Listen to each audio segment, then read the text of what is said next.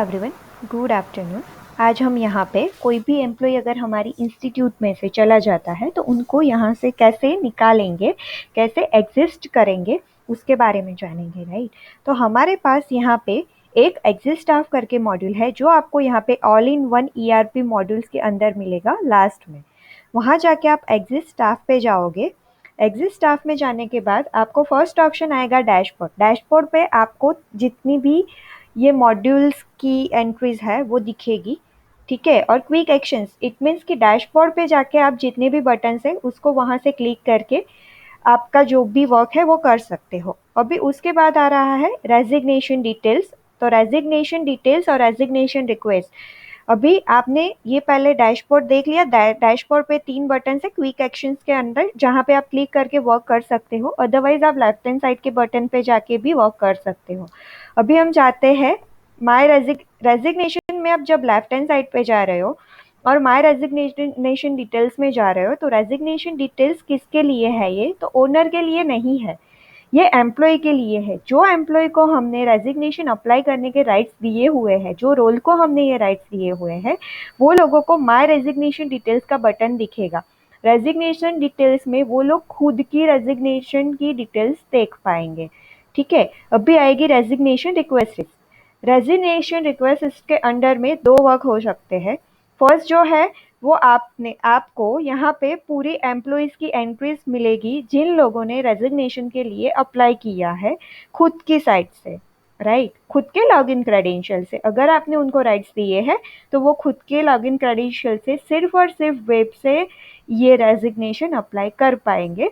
Otherwise आप वो लोगों को राइट्स देना नहीं चाहते हो, पर वो लोग जब मैन्युअली सबमिट करवाते हैं तो आप कंसर्न पर्सन के थ्रू यहाँ पे उसकी एंट्रीज करना चाहते हो, तो उसके लिए आपको यहाँ पे resignation user on behalf of में जाना है, यहाँ पे क्लिक करना है। यहाँ जाने के बाद यूजर, जो यूजर को एग्जिस्ट करना है उसके नाम पे क्लिक करना है। यहाँ पे आप क्लिक करो, यहाँ पे एक पॉपअप आ रहा है, no document found. No document found it means कि जब भी ये फैकल्टी या ये रोल वाले पर्सन को हमने हमारे सिस्टम में ऐड किया था, उस टाइम पे हमने उनके पास से कोई डॉक्यूमेंट सबमिशन नहीं करवाया था। हमारे पास उनके कोई डॉक्यूमेंट्स है नहीं। अगर आपके पास मैन्युअली डॉक्यूमेंट्स है और आपने सिस्टम में सर्टिफिकेट और जनरेशन में उनके कोई भी डॉक्यूमेंट बनाए हुए हैं, तभी जाके आपको यहाँ पे उनके डॉक्यूमेंट्स मिलेंगे। अदरवाइज आपके कोई डॉक्यूमेंट्स यहाँ पे नहीं दिखेंगे। डॉक्यूमेंट्स के लिए सर्टिफिकेट एंड जनरेशन के मॉड्यूल में कोई भी रोल के अंडर में उनके सर्टिफिकेट्स बने होने ज़रूरी है, ठीक है। अभी यहाँ पे नो डॉक्यूमेंट्स फाउंड आया है, उसके ऊपर हम क्लिक कर रहे हैं। अभी वो खत्म हुआ। अभी यहाँ पे ऑप्शन आएगा लेफ्ट विथ। साधना मैडम है जिसके बिहाफ पे हम रेजिग्नेशन अप्लाई कर रहे हैं। यहाँ पे आ रहा है select left with.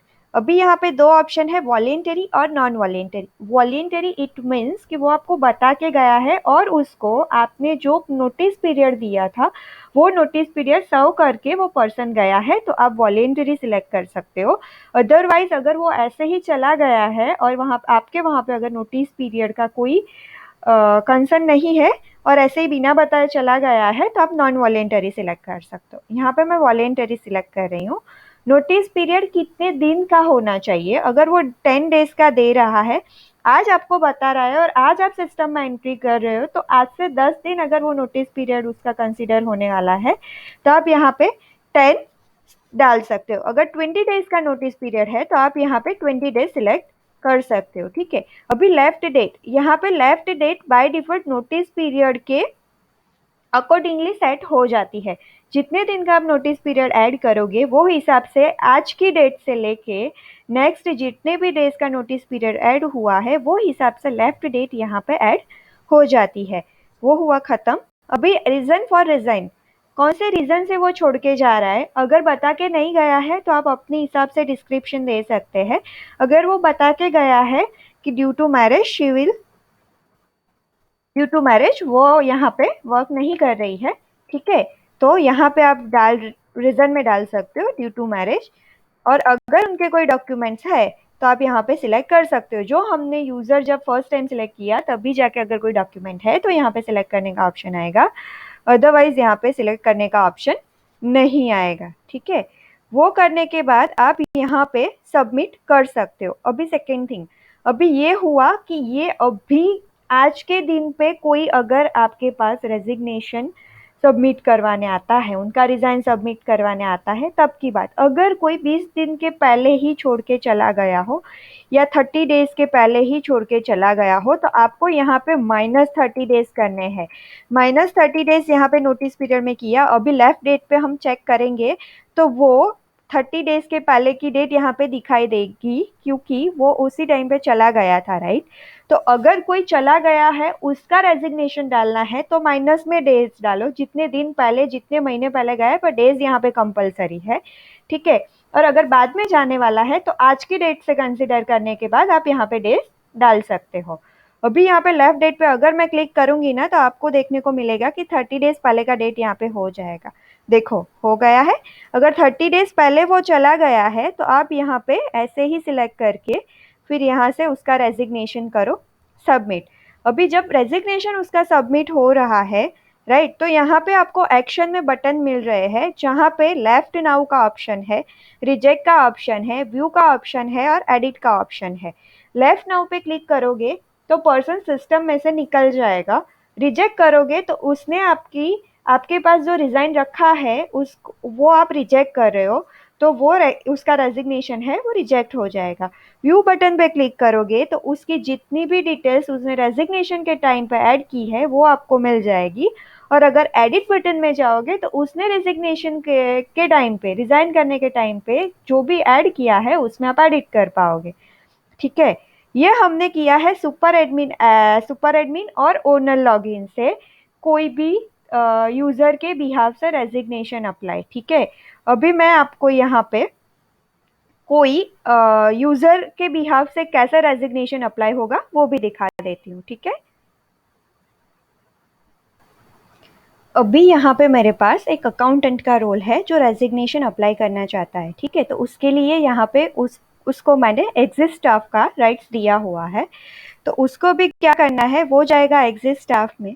Exit staff में जाने के बाद उसको आएगा यहाँ पे एम्प्लॉय रिजाइन रिक्वेस्ट। वहाँ पे जाने के बाद उसको यहाँ पे माय रेजिग्नेशन डिटेल में जाना है। माय रेजिग्नेशन डिटेल में जाने के बाद अप्लाई फॉर रिजाइन आएगा। यहाँ पे उसको रीजन फॉर रिजाइनिंग डालना है कि कौन से रीजन से वो रेजिग्नेशन देना चाहता है। तो यहाँ पे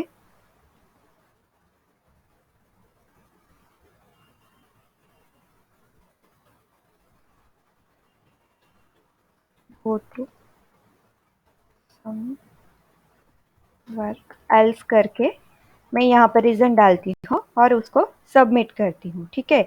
तो यहाँ पे ये पर्सन ने उसका रेजिग्नेशन डाल दिया है। रेजिग्नेशन डालने के लिए उसके लिए आज की डेट से उसका रेजिग्नेशन स्टार्ट हो चुका है। अभी हम ओनर अकाउंट से यहाँ पे एग्जिट स्टाफ में जाएंगे और चेक करेंगे कि वो हमने जो अकाउंटेंट के रोल से अप्लाई किया है वो दिख रहा है और कैसे दिख रहा है, ठीक है। तो यहाँ पे हम जाएंगे एम्प्लॉय रिजाइन रिक्वेस्ट लिस्ट में। एम्प्लॉय रेजिग्नेशन रिक्वेस्ट लिस्ट में जब जाएंगे तब यहाँ पे दो एंट्रीज मिल रही है। एक हमने ऑन बिहाफ ऑफ पे जो डाला था वो देखो, यहाँ पे आपको दिया हुआ है कि यहाँ पे नाम दिया हुआ है एम्प्लॉय का, यहाँ पे वो दिया हुआ है कि किसने डाला है। ऑन बिहाफ ऑफ पे जब भी डालते हैं ना तो वहाँ पे ऑप्शन आता है, ठीक है, कि वो नोटिस पीरियड सर्व करके गया था, नहीं गया था, कैसे था, क्योंकि कोई थर्ड पर्सन उसके बिहाफ पे डाल रहा है। पर जब भी कोई एम्प्लॉय खुद के हिसाब से डालता है ना तो उसको रीजन बताना जरूरी रहता है। अभी दोनों में बाइफर्गेशन क्या है, अभी दोनों में डिफरेंसेस क्या है। तो अगर हमने ऑन बिहाफ ऑफ से कोई भी रोल से यहाँ पे अप्लाई किया है रेजिग्नेशन, तो यहाँ पे लेफ्ट नाउ और रिजेक्ट का ऑप्शन आ रहा है, राइट। अभी कोई रोल के हिसाब से अगर पर्टिकुलर रोल के अकाउंट आईडी से हमने यहाँ पे कोई भी रिक्वेस्ट डाला है तो यहाँ पे हमें तीन ही बटन मिल रहे हैं, अप्रूव, व्यू और एडिट के। तो क्योंकि खुद के हिसाब से उन्हें डाला है, खुद के अकाउंट से डाला है, अगर हमें वो रिक्वेस्ट को अप्रूव नहीं करना है तो हम उसको पेंडिंग में भी रख सकते हैं, ठीक है। और हाँ, अगर हम ये कब यूज़ कर सकते हैं, ऐसा नहीं कि कोई छोड़ के जा रहा है तभी यूज़ हो जाए। अगर कोई फैकल्टी यहाँ से चला गया है, ठीक है, और उन्होंने अपनी इंस्टीट्यूट में कोई वर्क किया है, इट मीन्स कि अटेंडेंस ली है, होमवर्क दिया है, तो अगर हम इंस्टीट्यूट मैनेजमेंट में जाके अगर कोई रोल में से उनको डिलीट करते हैं, तो डिलीट करते हैं जब भी उसके साथ उसका जो भी वर्क किया है, जो भी डेटा है, वो भी डिलीट हो जाता है। तो उन्होंने जो वर्क किया है, जो अटेंडेंस ली है, जो होमवर्क दिया है, जो लेक्चर अपलोड किए हैं, वो सबको सेव रखने के लिए और वो फैकल्टी को इंस्टीट्यूट से निकालने के लिए हम ये एग्जिट स्टाफ वाला मॉड्यूल यूज करते हैं। Thank you so much for watching this video.